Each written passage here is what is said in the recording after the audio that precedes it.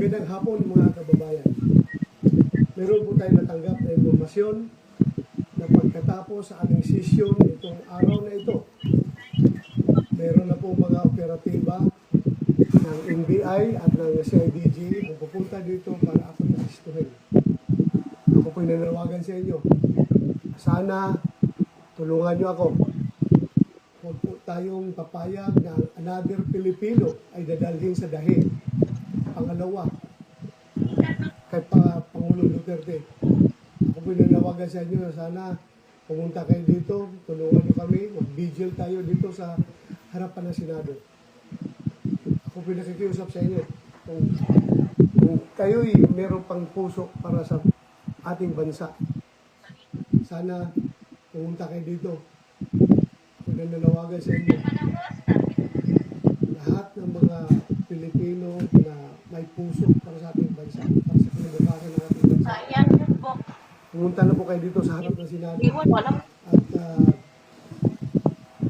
para mapigil itong kanilang plano na tayo ay aaristuhin at dadalhin sa dahig. Hindi po katanggap-tanggap yan para sa ating Pilipino.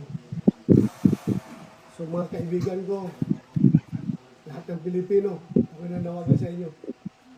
Pumunta po kayo dito sa harap ng Senado at mag-vigil tayo. Hindi tayo papayag na another Filipino will be brought to dahig just because of politics. Ako po isang tapat na pulis, tapat sa serbisyo.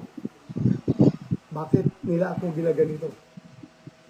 Nananawagan po ko sa inyo mga kaibigan, kung kayo ay na-frustrated noon sa panahon ng Pangulong pagdala nila kay Pangulong Duterte doon sa dahig, sana hindi na ito masusundan pa.